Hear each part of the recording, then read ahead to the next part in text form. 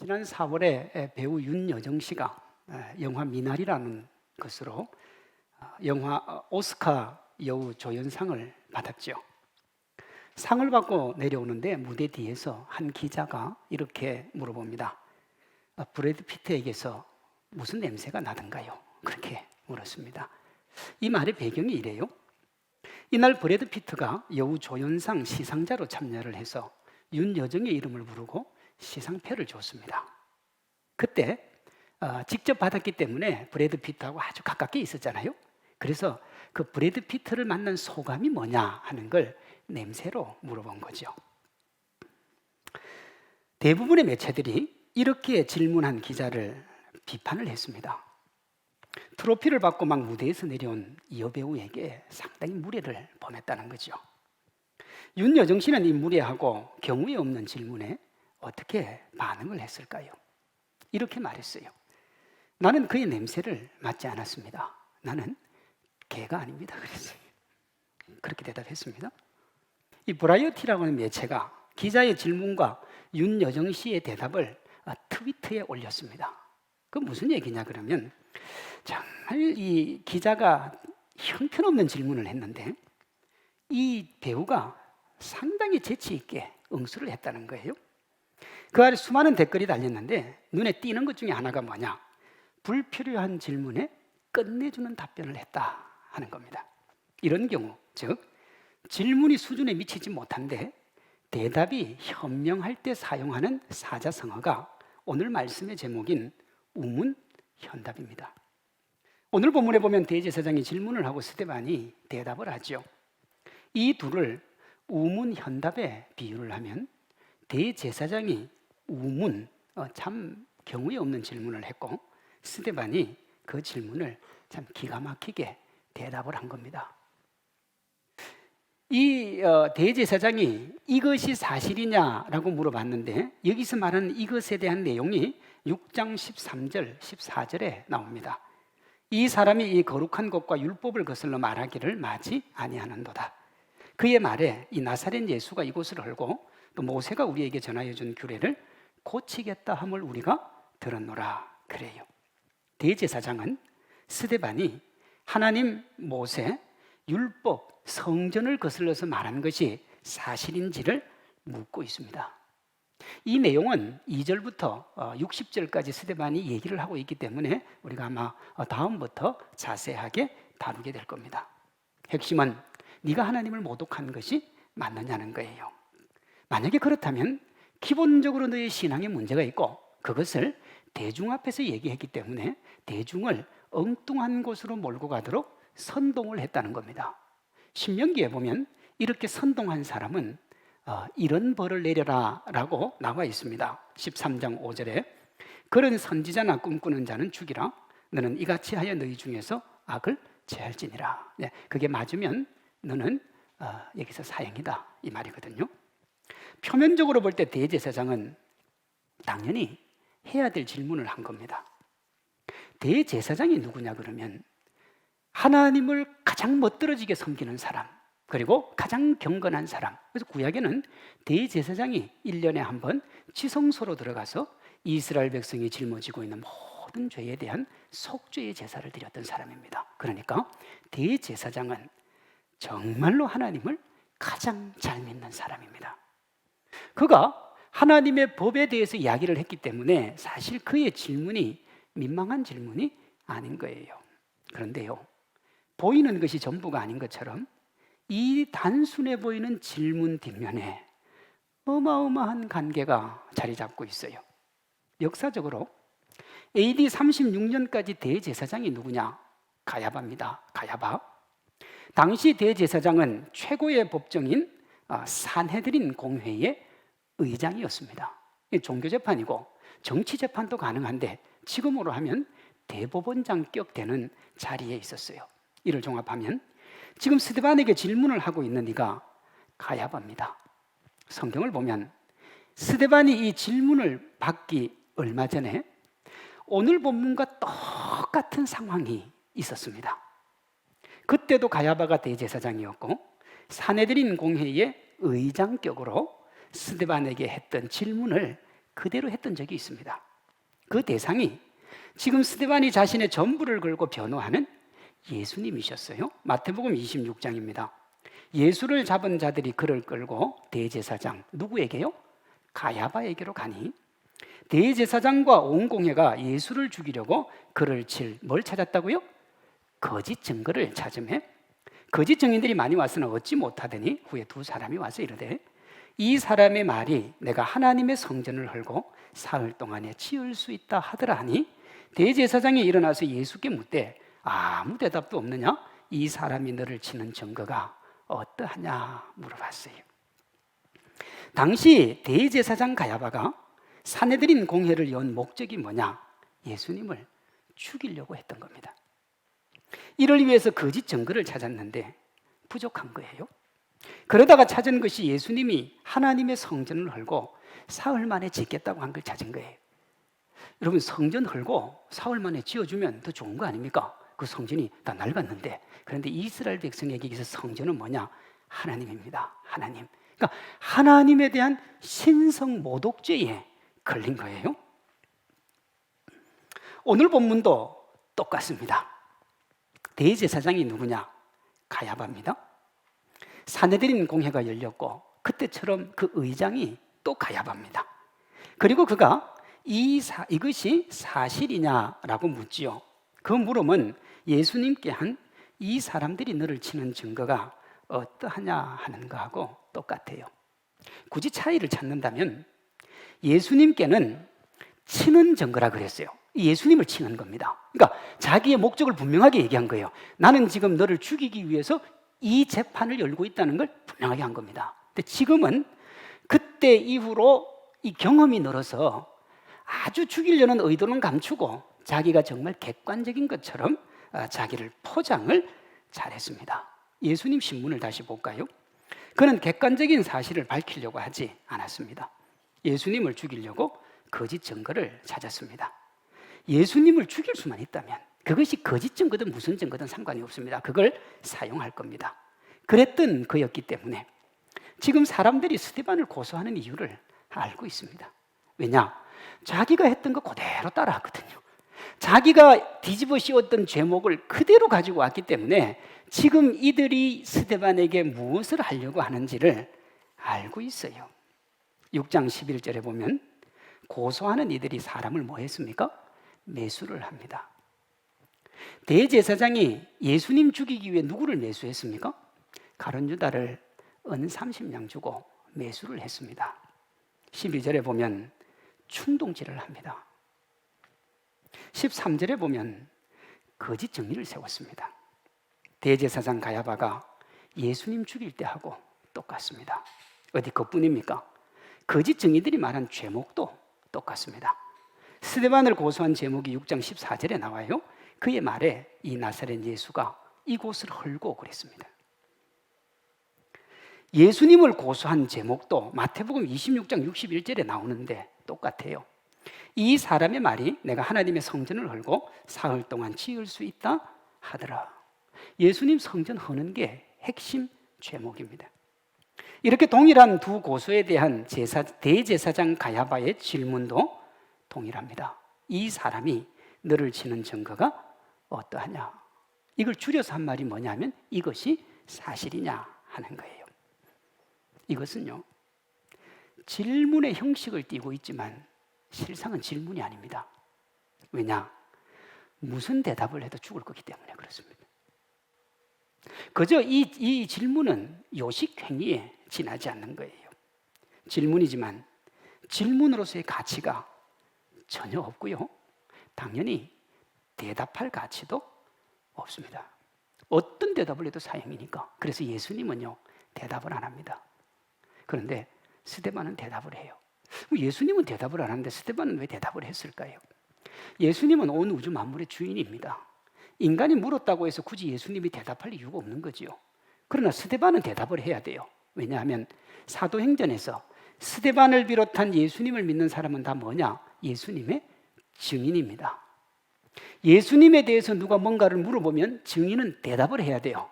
그래서 스데반이 대답을 한 겁니다. 어쨌든 대제사장의 물음이 스데반을 죽인다고 하는 걸 스데반이 몰랐을까요? 3만 명이 넘는 교회 7명의 안수 집사를 세웠을 때 그 중에 한 명이 된 사람이 스데반입니다. 물론 여러분, 이 사람을 안수 집사로 세웠을 때 능력이 있는지 없는지 몰랐을 수 있습니다. 그런데 세우고 난 다음에 3만 명의 교회가 문제가 아름답게 자연스럽게 평정된 걸로 봐서는 정말 스데반이 똑똑하고 타고난 사람이 맞아요.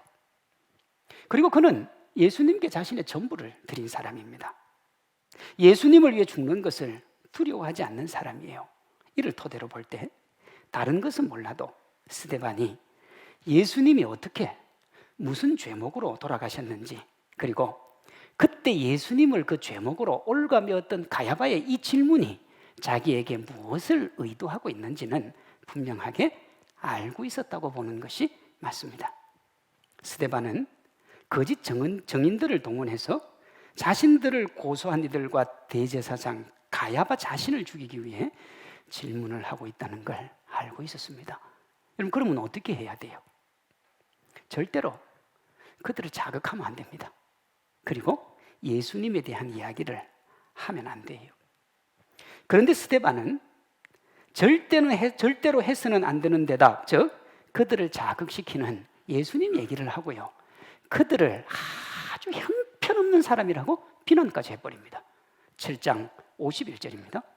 목이 곧고 마음과 귀에 할례를 받지 못한 사람들아, 너희도 너희 조상과 같이 항상 성령을 거스르는도다. 너희 조상들이 선지자 중에 누구를 박해하지 아니하였느냐?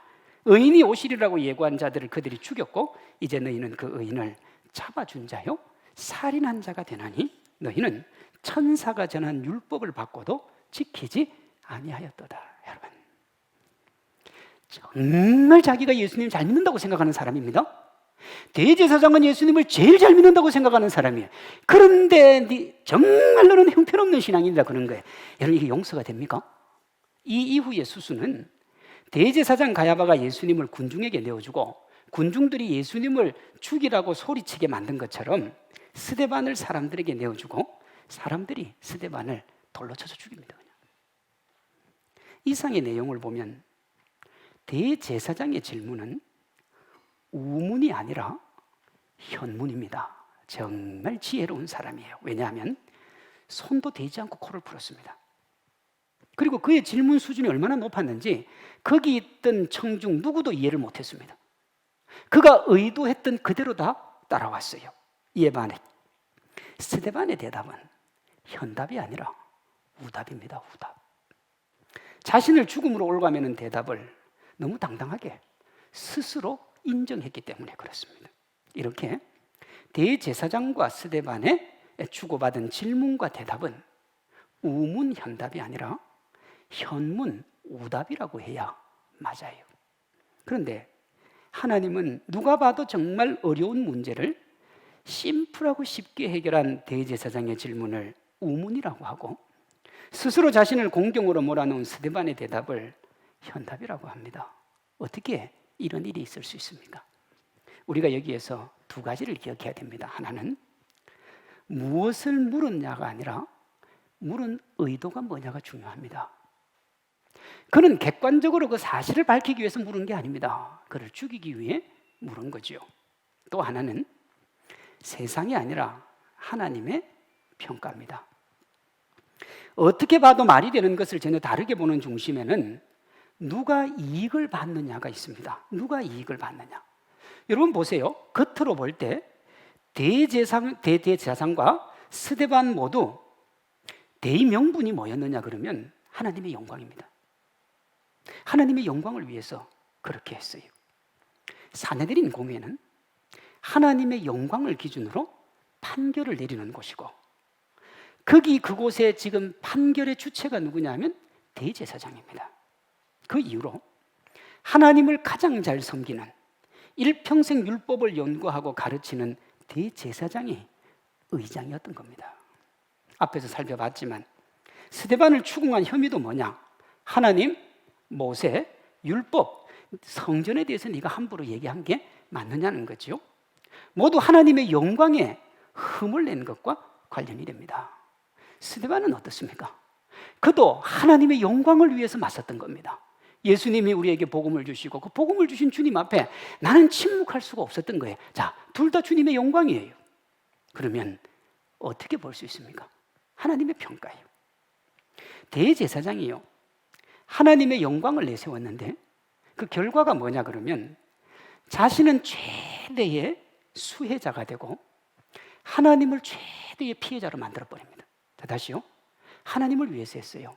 하나님의 영광을 위해서 했어요. 그런데 그 영광은 자기가 다 누리고 피해는 하나님 앞에 다 돌려드립니다. 자, 보세요. 하나님은 하나님을 위해 자신의 전부를 던지며 희생하고 헌신했던 일꾼 하나를 잃었습니다. 너무너무 귀한 일꾼 스데반을 하나님의 영광을 외치는 대제사장한테 잃어버렸어요. 여기서 끝입니까? 하나님을 위한 대제사장 가야바의 열심이 하나님의 하나뿐인 독생자 예수님을 잃는 아픔으로 이어집니다. 하나님의 이름을 걸고 하나님을 죽여버려요. 이에 반해서 가야바는 하나님을 잘 믿는다고 말하면서 하나님을 고통스럽게 한 대가로 자기 자리를 지켰습니다. 그리고 사람들에게 존경과 사랑을 받았습니다. 회사에서요, 사업을 할 때 이런 사람을 대부분의 사람은 비열하다고 손가락질을 할 겁니다. 뭐 저런 인간 같지 않은 사람이 있나? 가야바가 누리는 모든 것들, 그가 받는 모든 칭송은 본래 하나님이 받아야 되는 겁니다. 하나님께 가야 될 것을 자기가 누린 거예요. 세상은 그런 사람을 비열하다고 조롱하는데 하나님은 그런 사람에게 뭐라고 그럴까요? 하나님의 일을 하면서 하나님께 영광 돌리지 않고 자기의 욕심과 만족을 추구하는 사람에게 하나님이 마태복음 23장 33절에서 이렇게 말합니다. 뱀들아, 독사의 새끼들아, 너희가 어떻게 지옥의 판결을 피하겠느냐. 하나님을 위해서 일했는데 하나님이 뭐라고 했냐? 독사의 새끼라고 그래. 옛날에는 독사의 자식이라고 번역을 했는데 이 원어가 너무 심한 욕이어서 그냥 그대로 새끼라고 번역을 한 겁니다. 그 마태복음 23장이 뭐에 대한 얘기냐? 서기관과 바리새인들에게 선포한 하나님의 7가지 화입니다. 하나님을 잘 믿는 사람, 하나님을 멋들어지게 믿는다는 사람들에게 주는 주님의 말입니다. 이랬어요.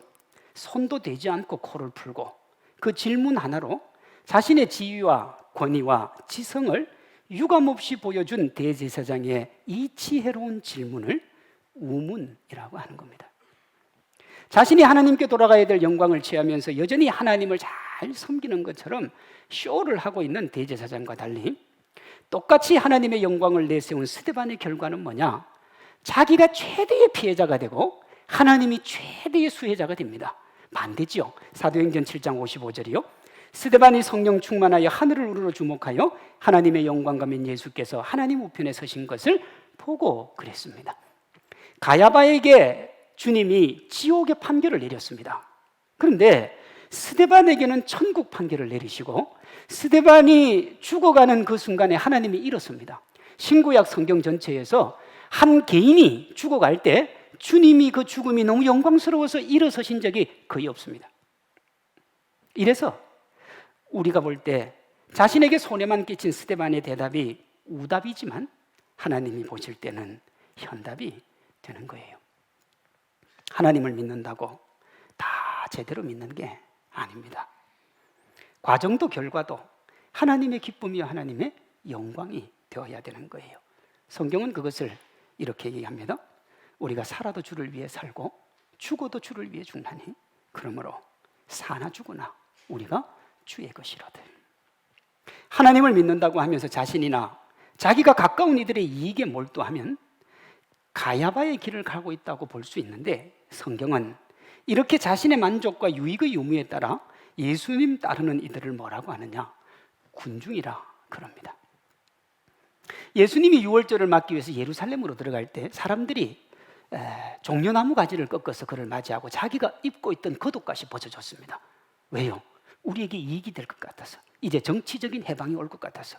그런데 예수님이 너무 속절없이 이 빌라도에게 잡혀서 죽을 처지가 되니까 뭐라고 그러냐, 그렇게 예수님을 환영했던 사람이 들어가서 예수를 죽이라고 소리를 지릅니다. 이게 군중입니다. 군중. 이와 달리 자신의 욕망을 내려놓고 하나님의 뜻을 따르며 하나님의 영광을 위해 사는 이들을 제자라고 합니다. 자신의 유익과 만족에 따라 예수님을 따르기도 하고 따르지 않기도 하는 군중의 요즘 말이 뭐냐? 팬입니다. 팬이 되는 거예요. 오늘 본문의 대제사장이 군중 혹은 팬이고 스데반이 제자 혹은 그리스도인입니다. 하나님은 우리가 자신의 유익과 만족 유무에 따라 열광과 버림을 쉽게 하는 팬이 아니라 자신의 욕망을 내려놓고 예수님 쫓아가는 신실한 예수님의 제자가 되기를 원하세요. 요즘 문화 현상 중에 특별한 인물이나 분야를 열정적으로 좋아하는 팬덤 문화라는 게 있습니다. 가장 대표적인 것이 연예인을 위한 팬클럽이죠. 요즘은 정치에도 있습니다. 우리 정치에 보면 무슨 바 하지 않습니까? 그게 팬덤 문화입니다. 이들은 자신들이 좋아하는 대상을 향한 열정이 차고 넘칩니다. 맨몸에 페인트 칠을 하고 축구장 가는 사람도 있고요. 제가 미국에서 공부할 때 보니까 미국은 미식 축구를 워낙에 좋아하지 않습니까? 이 보스턴, 매사추세츠 주의 그 미식 축구 팀이 패트리엇입니다. 패트리엇. 그런데 그때 그 팀이 이 결승 진출을 했습니다. 결승 진출을. 너무너무 좋아하는 사람들이요, 차를 그 패트리엇 팀으로 도배를 해놓는 거 봐서 도장을. 그거 지나고 나면 다시 벗겨내야 되거든요. 그런데 그렇게 비싼 돈 주고 합니다. 이게 팬입니다. 이런 열정을 가진 팬들은 자신들이 좋아하는 이 대상에 대해서 거의 모든 것을 알고 있습니다. 부모 생일은 몰라도 자기가 좋아하는 연예인 생일 알고, 키 알고, 좋아하는 음식 알고, 자기 좋아하는 거 다 보내줍니다. 그런데요, 실제로 자신이 좋아하는 대상을 직접 만나본 적은 거의 없어요. 정말 좋아하는데. 그래도 좋아합니다. 자신이 원하는 것을 채워주기 때문에 그래요. 본문에 나오는 대제사장과 그와 함께한 이들이 팬에 가깝습니다. 보세요. 그들은 하나님에 관해서 모르는 것이 하나도 없습니다. 조금 쉽게 얘기하면 대제사장 정도 되면 구약 다 외우고 있습니다. 성경을 모르는 게 없어요. 그런 그들이 하나님 앞에 자기의 전부를 건 이유는 뭐냐? 자신이 원하는 유익과 맞아떨어졌기 때문입니다. 자신의 이익을 채워주는 하나님이 좋았던 겁니다. 그러다가 자신에게 도움이 되지 않으면요, 열혈 팬들이 자신의 기쁨을 채워줄 새로운 대상에게 옮겨가는 것처럼 이들도 그렇게 합니다. 새로운 하나님을 찾는데 자신이 원하는 것을 채워주면 어떤 것이라도 그게 하나님입니다. 그때부터는 돈이 그렇게 해주면 돈이 하나님이고, 명예가 그렇게 하면 명예요, 권세가 그러면 권세가 하나님입니다. 구약에는 대제사장이 1년직이었습니다. 그런데 신약에 와서 지금 이 당시에 대제사장은 오래 했습니다. 왜 오래 했는 줄 압니까? 구약의 1년에요, 대제사장이 한 번에 반드시 지성소로 들어가야 됩니다. 근데 지성소로 들어갔다가 그가 지은 죄가 있으면 거기서 죽어 나왔습니다. 그러니 누가 그걸 2년 하고 싶겠습니까? 한 해 하고 살아나온 것만도 감사하지, 죄 짓고 들어가면 다 죽는 거예요. 그런데요, 1세기 당시에는 그럴 필요가 없었어요. 그러니까 어떻게 해요? 자유롭지요. 몇 년 해도 됩니다. 누리는 건 많은데 손해볼 게 없기 때문에 그렇습니다. 예수님 믿는 것을 팬과 제자의 관점에서 연구한 팬인가 제자인가 하는 책이 있습니다. 카일 아이들만은 이 책에서 팬의 특징을 4가지로 말해요. 첫째, 팬은 단순한 열광을 진정한 헌신으로 착각을 한다. 열심히 교회 오고 열심히 예수님 믿는 거를 말을 잘못했습니다. 열심히 교회 오고 예배드리고 신앙의 행위를 하는 걸 자기 신앙의 성숙으로 착각을 한다는 겁니다. 둘째, 예수님에 관한 지식을 깊은 친밀감으로 오해를 합니다. 셋째, 행동은 하지 않고 말로만 때우려고 합니다. 넷째, 자신이 제자라고 절대적으로 확신합니다. 그러니 이 답이 없어요. 자기는 제자니까요. 자기가 제자인데, 자기가 팬인데 제자라고 생각하니까 다른 사람의 제자의 모습을 뭐라고 하는 거예요? 팬이라고 그러는 거예요. 그러니까 스데반을 죽일 수가 있는 겁니다. 겉으로 봐서는 팬인지 제자인지 구별하기가 상당히 어렵습니다. 어떻게 우리가 구분할 수 있느냐? 진정성입니다. 진정성. 팬과 제자의 차이는 진정성에 있습니다. 팬은 예수님을 따르긴 따르지만 예수님이 최우선이 아닙니다. 이와 달리 제자는 예수님이 최우선입니다. 예수님이 전부예요. 아이들만 목사님은 예수님을 최우선에 두는 것을 이렇게 설명을 했어요. 어떤 젊은이가 누군가와 몇 달째 만남을 이어오다가 이제 좀 더 진지한 관계로 갔으면 좋겠다 생각을 합니다. 그러던 어느 날 상대방에게 물어요. 이제 우리 앞으로 좀 더 진지한 관계로 만납시다. 그저 그런 친구 말고 좀 깊이 있는 관계로 사귀읍시다. 그래. 상대방이 그걸 받아들입니다. 이 제안을 했던 사람은 그 받아들이는 것이 앞으로는 우리 둘만 사귀는 것이다. 그렇게 이해를 했어요. 그리고 얼마 뒤에 상대방에게 전화를 빌려서 전화를 하려고 전화 기록을 내렸는데 예전에 만났던 연인들에게 수십 통의 전화가 오고 가고 만남이 이루어진 걸 확인을 합니다. 여러분 경우라면 어떻게 하시겠습니까? 아이들만 목사님은 그걸 이렇게 말했어요. 새로운 사람을 진심으로 사귀려면 뒤를 돌아보지 말아야 한다. 쟁기를 손에 들고서 고개를 돌려 옛 연인들에게 곁눈질하는 모습이 얼마나 추접스러운가 그랬어요. 여러분 팬인가 제자인가 책을 보면 이분이 아주 글을 점잖게 적습니다. 잘 적어요. 그리고 아주 상당한 지성의 사람이기 때문에 사실 이런 문장을 이런 단어를 쓸 필요가 없는데 추접스럽다 그랬습니다. 무슨 얘기를 하고 싶으냐? 예수님 이렇게 믿으면 추접스럽다는 겁니다. 지금 우리는 둘 다 하나님을 믿는다는 대제사장의 질문과 스데반의 대답을 통해서 예수님을 어떻게 믿어야 되는지를 살펴보고 있습니다. 여러분은 어떻게 예수님을 믿고 있습니까? 예수님의 팬이십니까? 제자이십니까? 예수님은 우리에게 우리의 유익과 만족을 채워주는 예수님께 열광하는 팬, 채워주지 않으면 언제라도 대상을 바꿀 수 있는 팬이 아니라 자신의 유익과 만족을 내려놓고 욕망과 욕심을 부인하고 온전하게 예수님 따르는 제자가 되기를 원하세요. 예수께서 제자들에게 이르시되 누구든지 나를 따라오려거든 자기를 부인하고 자기 십자가를 지고 나를 따를 것이니라 그랬습니다. 본문의 스데반은 뱀처럼 간교하고 사악한 질문에 비둘기 같은 순결함으로 자신의 신앙을 고백함으로 제자의 삶의 면모를 유감없이 보여줍니다. 2절입니다. 스데반이 이르되 여러분 부형들이여 들으소서. 그리고 난 다음에 2절에서 60절까지 자기가 하고 싶은 얘기를 하는데 하나님으로 시작해서 하나님으로 끝납니다.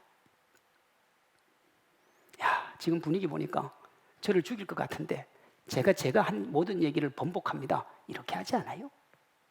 그저 하나님으로 시작해서 하나님으로 끝나는데 그 내용이 뭐냐? 하나님의 사랑과 십자가의 은혜에 대한 겁니다. 그는 세상의 그 어떤 것보다 예수님 귀하게 여겼고 그게 자신의 모든 것을 쏟았습니다. 순교를 기쁨으로 받는 그의 마지막 모습에서 알 수 있죠. 그는 순교를 즐거워했습니다. 세상은 우리에게 욕망을 충족하는 질문을 합니다. 왜 쓸데없이 열심히 돈 벌어서 교회에다 11조 하냐? 세상 사람들이 그렇게 묻습니다.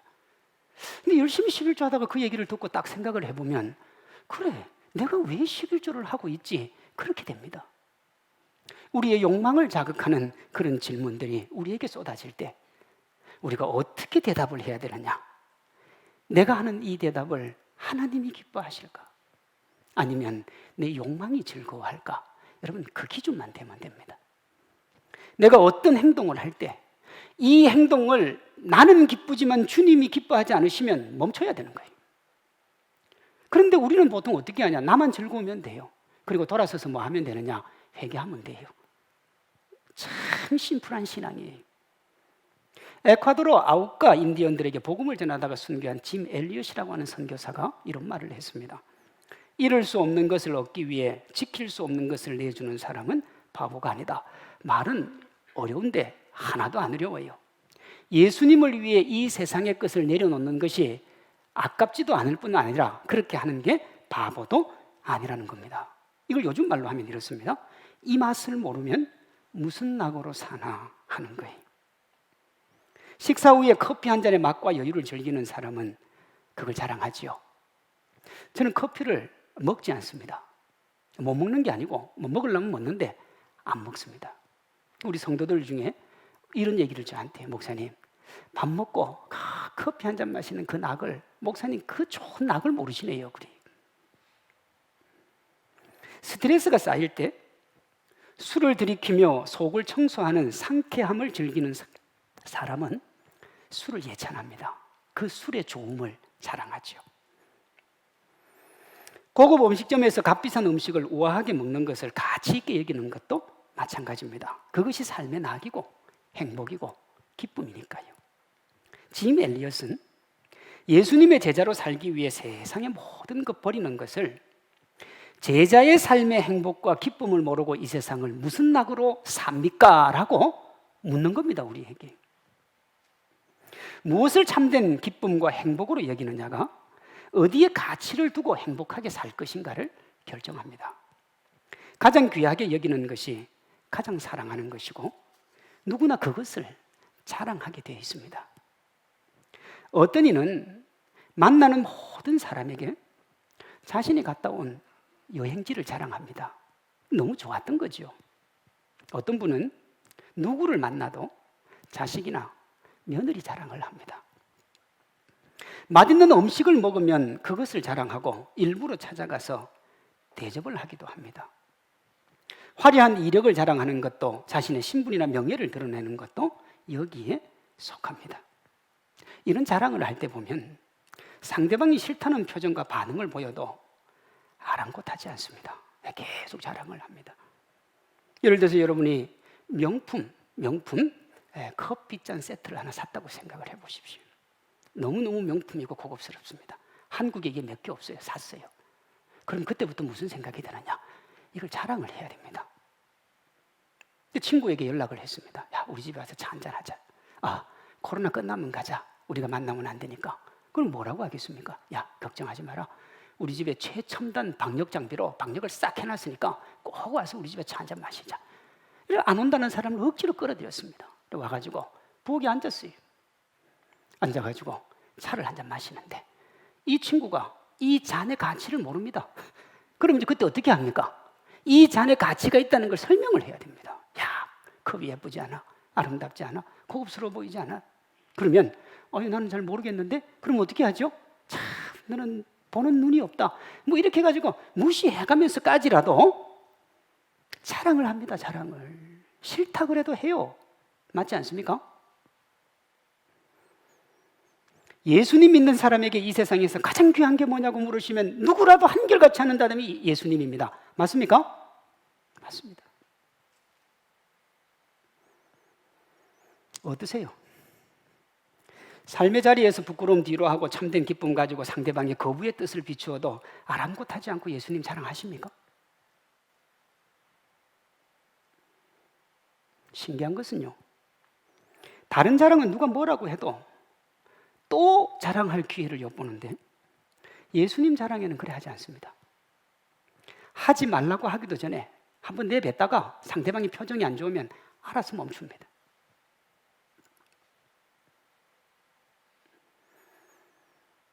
교회에서 예수님이 가장 귀하다고 최고라고 하면서 삶의 자리에서는 주님을 자랑하지 않거나 혹여 이야기를 해도 못할 말 하는 것처럼 부끄러워한다면 정말로 우리가 예수님 사랑한다고 말할 수 있겠습니까?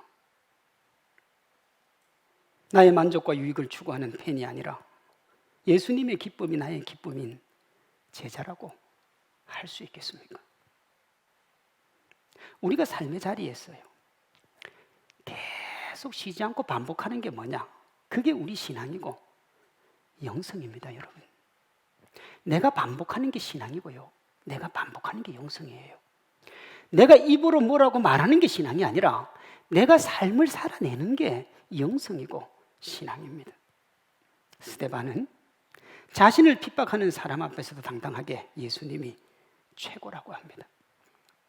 세상은 이런 사람을 미련하고 지혜가 없다고 그래요. 스데반이 얼마나 미련하고 지혜가 없었느냐 그러면 돌로 쳐 죽이고 싶을 만큼 미련하고 지혜가 없었습니다. 그런데 그는 그것을 반복했고 하나님은 그런 스데반을 지혜롭고 현명한 믿음의 사람이라 그랬어요. 그것이 믿음의 사람을 올가매는 세상에 얄팍하지만 간교한 도전에 대한 가장 지혜로운 반응이라는 거예요. 인류 역사에 그렇게 똑똑했던 사도 바울이 뭐라고 그랬던 줄 압니까? 내가 전도에 미련한 것으로 그랬어요. 미련한 것으로. 세상 사람들이 볼 때는 전도가 미련하지요. 이런 이유로 성경은 자신의 유익과 만족을 극대화한 제사장의 질문을 우문이라고 하고 하나님의 기쁨에 자신을 내온 스데반의 대답을 현답이라고 하는 겁니다. 세상의 관점에서 보면 이 스데반의 대답은 우답입니다. 우답. 그렇게 멍청한 대답이 없어요. 그리고 대제사장은 정말 지혜로운 사람입니다. 멋들어지는 사람이. 스데반의 상황을 지금 우리에게 이렇게 적용할 수 있습니다. 우리 교인들 중에 사업상 할 수 없이 술자리에 끌려가는 경우가 있지 않겠습니까? 그때 딱 한마디만 하면 됩니다.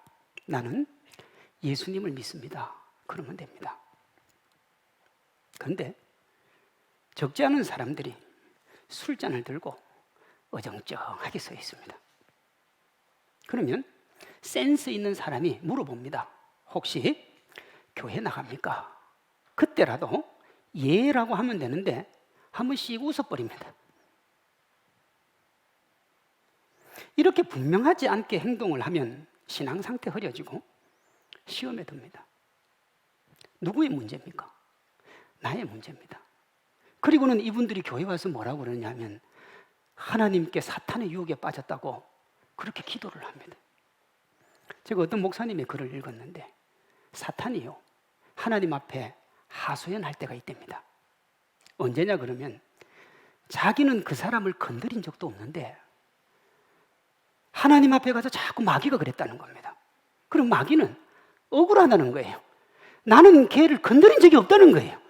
자기 혼자 넘어지고 자기 혼자 쓰러지고 자기 마음대로 다 해놓고는 자꾸 나한테 핑계를 대는데 이것만큼은 내 잘못이 아니라는 거예요.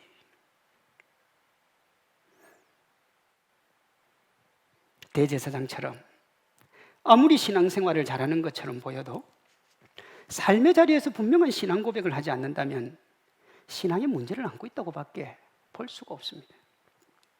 그러면 세상의 우문을 현문으로 생각하게 되고요. 믿음의 답을 우답으로 바꾸는 우를 범합니다. 세상 사람들과 함께 소고치며 춤추며 그들과 장단을 맞추어서 나아간다 이 말입니다. 믿지 말아야 할 것을 믿으면 어떻게 되는 줄 압니까? 그 믿는 것에 걸려서 넘어집니다. 사기가 대표적이지요. 기대지 말아야 할 것에 기대면 그 기대고 있는 것과 함께 쓰러집니다. 다 쓰러져가는 담장을 쓰러지지 않는다고 온몸을 다해서 기대고 있으면 같이 넘어가는 겁니다. 우리 모두가 대제사장과 같은 예수님의 팬이 아니라 스데반같이 예수님 믿고 예수님께 기대는 예수님의 제자들이 되시기를 바랍니다. 그렇게 우리가 예수님의 제자가 되면 주님이 우리를 기뻐하시고 스데반에게 복 주시고 은혜 베푸신 것처럼 우리와 함께 하시고 우리에게 한이 없는 사랑과 은혜, 기쁨 베풀어 주실 줄로 믿습니다.